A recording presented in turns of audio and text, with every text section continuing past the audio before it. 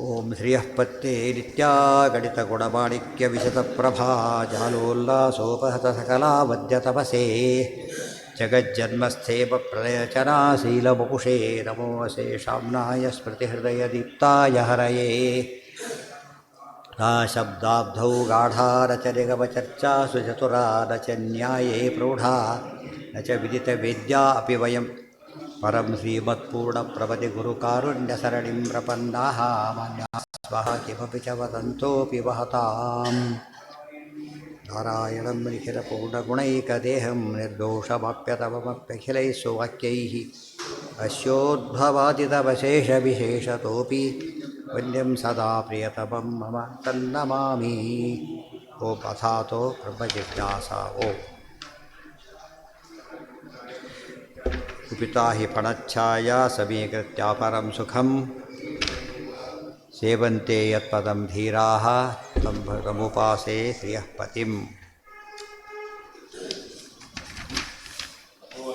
ಅಥೋ ಈಗ ಈಶ್ವರ ಡೆಫಿನೇಷನ್ ಇದರಲ್ಲಿ ಕೋಟ್ ಮಾಡಬೇಕು ವಿಷ್ಣು ಸಹಸ್ರನಾಮಕ್ಕೆ ಸೇರಿಸ್ಬೇಕು.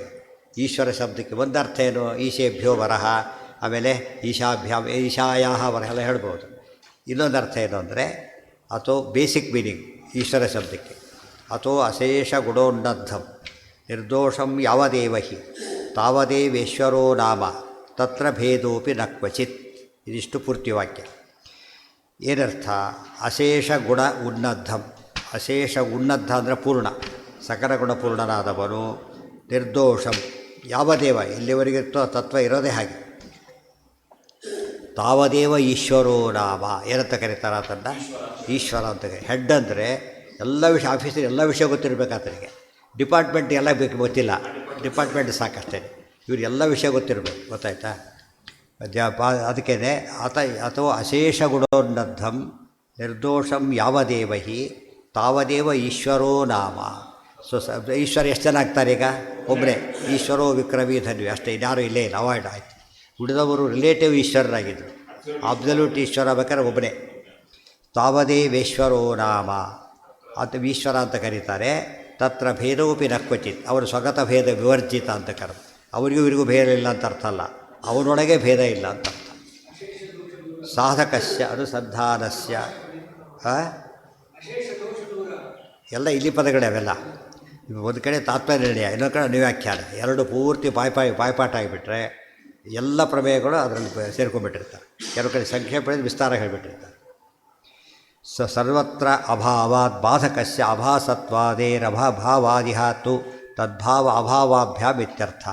ಸಾಧಕಸ್ಯ ಅನುಸಂಧಾನಸ್ಯ, ಅನುಸಂಧಾನ ಅಂತೇನಿದೆಯಲ್ಲ ಅದು ವಿವರಣೆ ಕೊಡಲಿಕ್ಕೆ ಇದೆಲ್ಲ ಹೇಳ್ತಿದ್ದಾರೆ. ಅಶೇಷ ಗುಣೋನ್ನದ್ಧತ್ವಂ ನಿರ್ದೋಷತ್ವಂಚ ಪ್ರತ್ಯೇಕಂ ನಿರ್ಧಾರಣ ಹೇತುತ್ವೇನ ಮುಕ್ತ.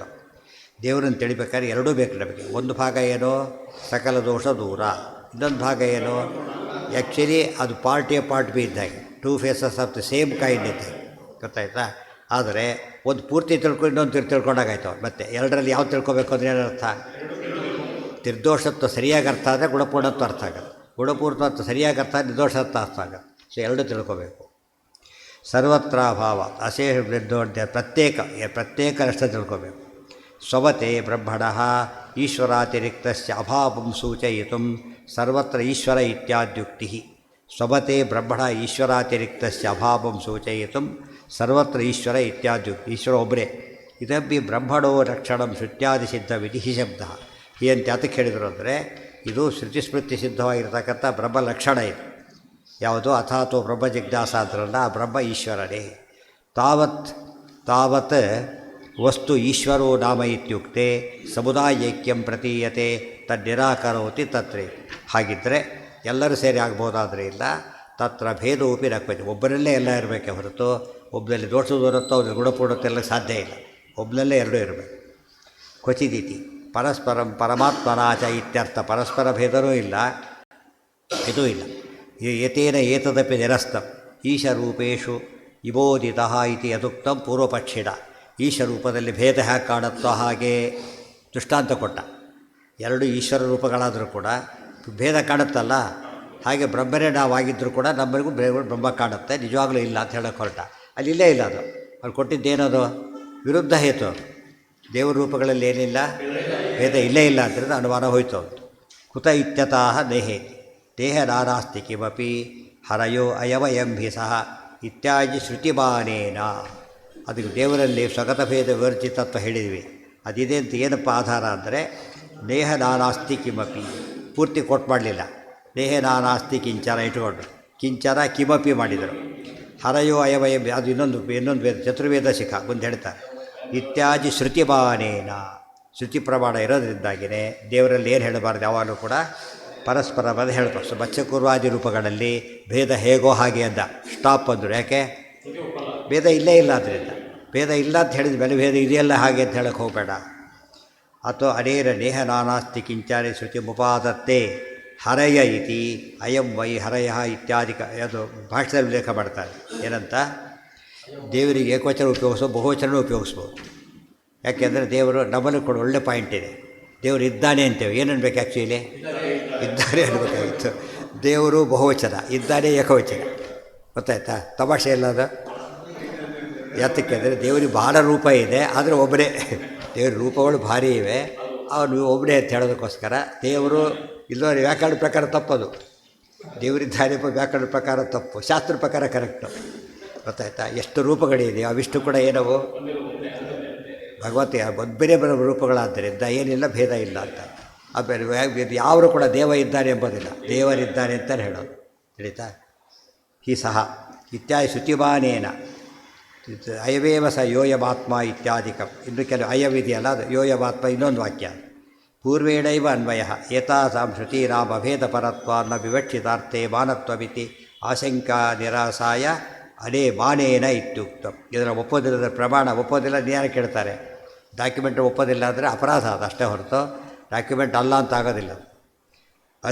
ಆದ್ಯ ಶ್ರುತೌ ಈಶ್ವರ ರೂಪೇಶು ಭೇದ ನಿರಾಕರಣಸ್ಯ ಸ್ಪಷ್ಟತ್ವಾತ್ ಮತ್ತು ತೃತೀಯಾಯಾವೇವ ಶಬ್ದಸ್ಯ ಶ್ರವಣಾತ್ ತದನುಸಾರೇಣ ದ್ವಿತೀಯಾವಪಿ ವೈಶಬ್ದಸ್ಯೈವ ಅರ್ಥತ್ವೋಪಪತ್ತೇಃ ಯಥಾ ಶ್ರುತಯೋ ವಿವಕ್ಷಿತಾರ್ಥೇ ಮಾನತಾ ವಾಪದ್ಯಂತೆ ಇತಿ ಭಾವಃ. ಮೊದಲೇನು ಬಂತು? ತತ್ರ ಭೇದೋಪಿ ನ ಕ್ವಚಿತ್ ನಾನಾಸ್ತಿ ವಿಕಮೇ ವ್ಯೋಯಮ ಸಹ ಇತ್ಯಾದಿ ಶ್ರುತಿಮಾನೇನ ಅಂತ ಹೇಳಿದರೆ ಎಲ್ಲದೂ ಶ್ರುತಿಗಳು, ಇವು ಪ್ರಮಾಣ ಒಪ್ಪಲೇಬೇಕು. ಆದ್ದರಿಂದ ಬೇರೆ ದಾರಿ ಇಲ್ಲ. ತೃತೀಯಾಯಾಮೇವ ಶಬ್ದ ಶ್ರವಣಾದನಂತ. ತೃತೀಯಾವೇವ ಶಬ್ದ ಅಂದರೆ ಇಲ್ಲವಂತಲ್ಲ, ಅಯಮೇವ ಅಲ್ಲಿ ಉಲ್ಲೇಖ ಮಾಡಿಲ್ಲ. ಶ್ರುತಿ ಪೂರ್ತಿಯಲ್ಲಿ ಅಯಮೇವ ಅಂತಿದೆ. ಅಯಮೇವ ಆ ಏವ ಶಬ್ದ ರೆಫರ್ ಮಾಡಿದ್ದು. ಚೇತನೈಕ್ಯಸ್ಯ ಅನುಸಂಧಾನಂ ವ್ಯಾಪಕಂ ಇತ್ಯುಕ್ತಂ ಕ್ವ ತದುಪಲಬ್ಧವಿತಿ ಚೇನ್ನ ದೇವದತ್ತ ಸಂಬಂಧ. ಅದು ಮುಂದೆ ನಾಳೆ ಅದನ್ನು. ಸೊ ಈಶ್ವರ ಶಬ್ದಕ್ಕೆ ಅರ್ಥ ಗೊತ್ತಾಯ್ತು. ಅದನ್ನೆಲ್ಲ ನೆನ್ಪಿಟ್ಕೊಂಡ್ಬಿಟ್ಟು ವಿಷ್ಣು ಸಹಸ್ರ ಹೇಳಬೇಕಾದ್ರೆ ಜ್ಞಾಪಕ ಮಾಡ್ಕೋಬೇಕು. ಎಲ್ಲೆಲ್ಲೇ ಬರುತ್ತೋ ಈ ಅರ್ಥ ಅಬ್ಸಲ್ಯೂಟ್ ಈಶ್ವರ ಆದರೆ ಹೀಗಿರಬೇಕು ಅಂತ ಅರ್ಥ.